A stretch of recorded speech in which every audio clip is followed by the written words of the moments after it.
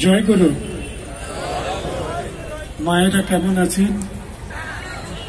দাদারা কেমন আছেন? জয় গুরু। আজকে শিলিগুড়ি সৎসঙ্গ মন্দিরের আমরা পরম প্রেমময়ের ভাবে অনুরঞ্জিত হওয়ার জন্য এখানে একত্রিত হয়েছি। ঠাকুর এবং ঠাকুরের আচরণ বিধি নিয়ে আমরা প্রত্যেকেই নিষ্ঠার সঙ্গে চলি। আজকের সময়ে দাঁড়িয়ে আমরা একটু নতুন করে বুঝে নিই আমাদের জীবনযাত্রার সঙ্গে, আমাদের জীবনের সঙ্গে কিভাবে আমরা ঠাকুরকে সম্পৃক্ত করব। জীবনে চলার পথ, জীবনের ঘাত প্রতিঘাত, আমাদের প্রত্যেকের ব্যক্তিগত, সামাজিক, পারিবারিক যে ক্রাইসিস, এগুলোকে কিভাবে আমরা পার করব ঠাকুরের পথে চলে। এটা আমাদের কাছে একটা বড় চ্যালেঞ্জ। এটা আমাদের জীবনকে সুন্দর করার একটা অন্বেষণ।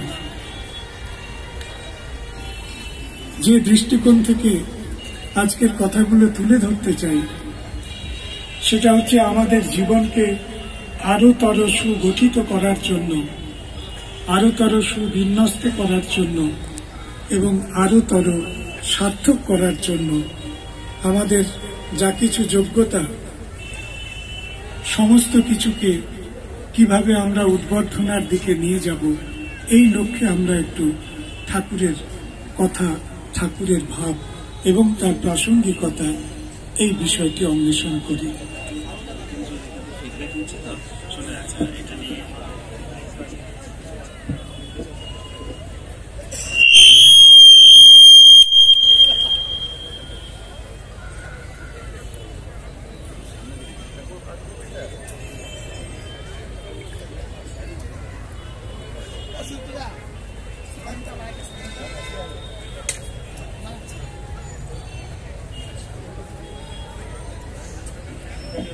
প্রথম কথাটি যেটা বলতে চাই সেটা হচ্ছে ঠাকুরের কথা আমরা প্রত্যেকে শুনেছি।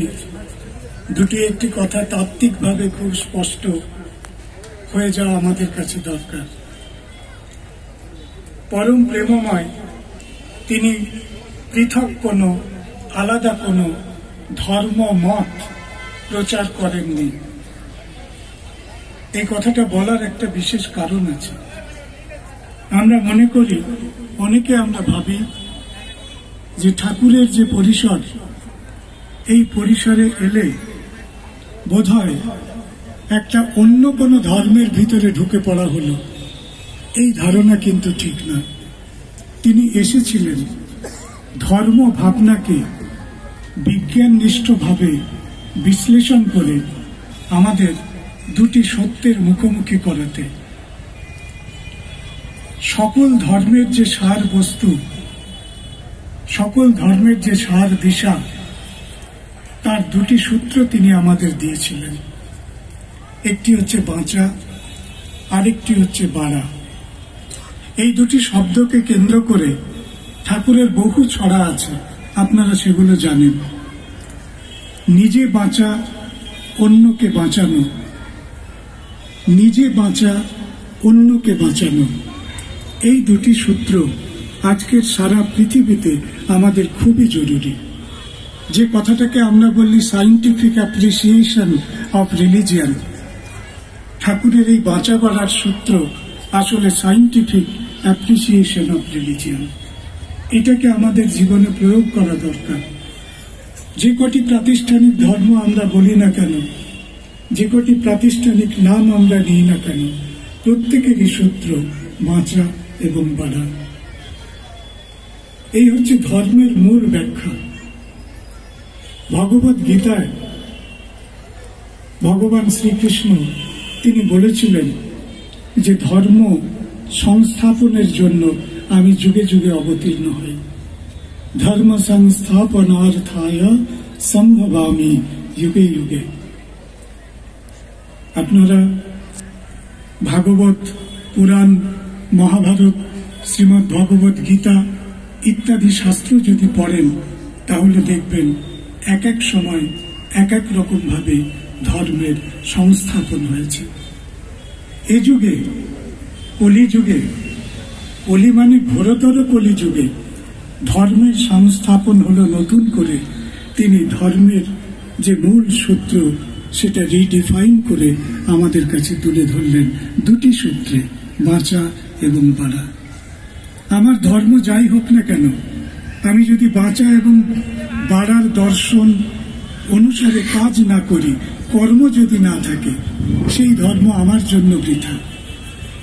যিনি বাঁচা এবং বাড়ার সূত্রে তদনুরূপ আচরণ করে, তার কাছে সেই ধর্ম সার্থক।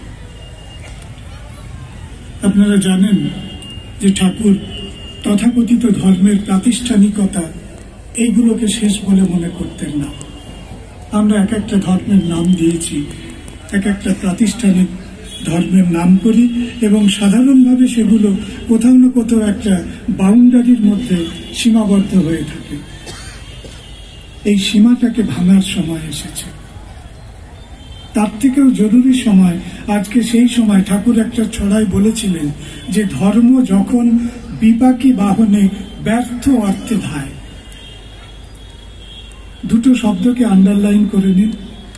বিপাকী, বিপাকী আউট অফ দি ট্রাক, যে ডিরেলড হয়, যে পথে থাকে না, যে ঠিক তার অক্ষরেখায় পরিক্রমণ করে না, বিপাকী বাহনে। দ্বিতীয় শব্দটি ব্যর্থ। সারা পৃথিবীর যে ছবি, তাতে করে পৃথিবীর তাবড় তাবড় রিলিজিয়ান, আমি কোনো ধর্মের নাম করছি না কারণ সেটা আমাদের উদ্দেশ্য নয়, তাবড় তাবড় ধর্ম, তার মধ্যে কোথাও কোথাও কোনো না কোনো ক্ষেত্রে আমরা এরকম একটা বিপাক পথ দেখেছি এবং কোথাও না কোথাও ব্যর্থ অর্থে ধাওয়া দেখেছি। এই ব্যর্থতা থেকে পরিত্রাণের জন্য ঠাকুর নতুন করে বললেন বাঁচা এবং বাড়া। তিনি তো বলেছিলেন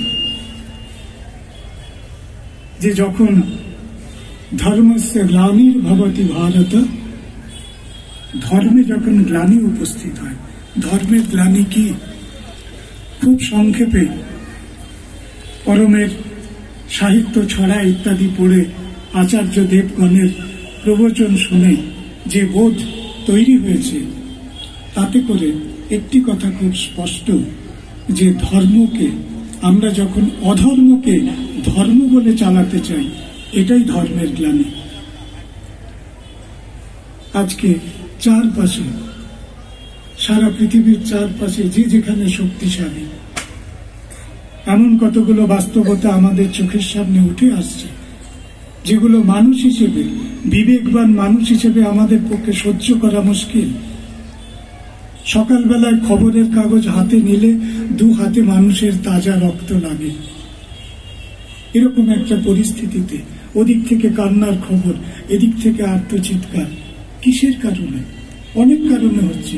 তার একটি বড় কারণ ধর্মস্য গ্লানি।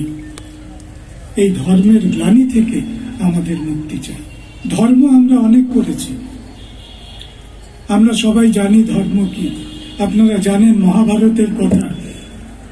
মহাভারতের যুদ্ধের আগে ভগবান শ্রীকৃষ্ণ একবার দুর্যোধনের কাছে গেলেন, গিয়ে তাকে কিছু কথা বললেন। দুর্যোধনের মনে হলো যে বোধহয় সম্ভাব্য যুদ্ধ সম্পর্কে তিনি কিছু একটা রফা করতে চলেছেন। তিনি ভগবানকে বলেছিলেন যে দেখো, ধর্ম কি আমি জানি, অধর্ম কি তাও আমি জানি, কিন্তু ধর্ম করতে আমার প্রবৃত্তি হয় না, আর অধর্ম থেকে আমি নিজেকে নিবৃত্ত করতে পারি না। জানামি ধর্ম্যম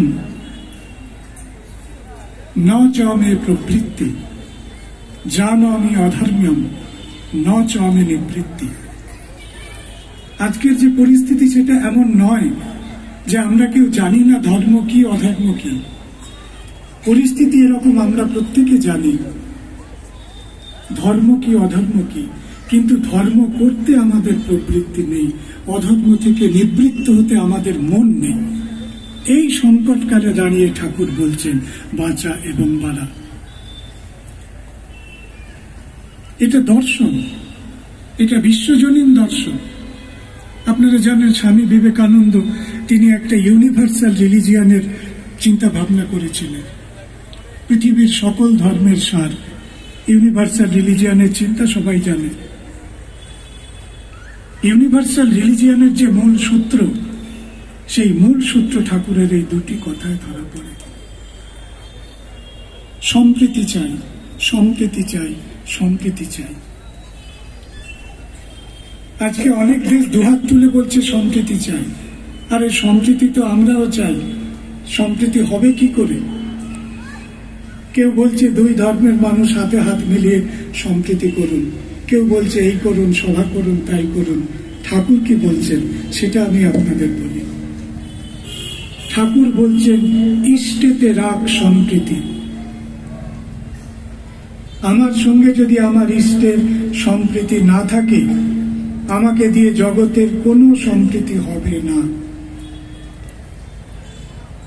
আমার সঙ্গে আমার ইলাহার, আমি সুফি ঘরের ছেলে, আমার সঙ্গে আমার ইলাহার যদি সম্প্রীতি না থাকে, আমি বৈষ্ণব ঘরের ছেলে, আমার সঙ্গে পরমানন্দ মাধবের সম্প্রীতি যদি না থাকে, আমি ঠাকুরের আশ্রিত, আমার সঙ্গে যদি পুরুষোত্তমের সম্প্রীতি না থাকে, লিখে দিচ্ছি আমাকে দিয়ে জগতের কোনো কাজ হবে না, সম্প্রীতির কোনো কাজ হবে না। যদি সম্প্রীতি রাখতে হয়, করতে হয় ইষ্টেতে রাখ সম্প্রীতি। বিধান সম্প্রীতির একটি ভিন্নতর সংবিধান আমাদের জন্য উঠে এসেছে। কার মুখ থেকে? পরম প্রেমময়ের মুখ থেকে, যিনি আবার নতুন করে সাবধান করেছেন। আসলে কথাটা কি? আমাদের যে কনসেপ্ট, তার রিফ্রেমিং করতে হবে, আমাদের যে কনসেপচুয়াল চেঞ্জ করতে হবে। এর জন্য দীক্ষা দরকার। আমরা দীক্ষা বললে কতগুলো স্টিরিওটাইপ বিষয় বুঝে থাকি।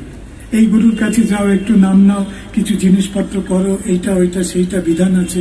এগুলো করণীয় তো অবশ্যই, কিন্তু শুধু এই করণীয়তে আটকে গেলে দীক্ষার জীবনে কোনো সার্থকতা হয় না। মানুষকে হয়ে উঠতে হয়।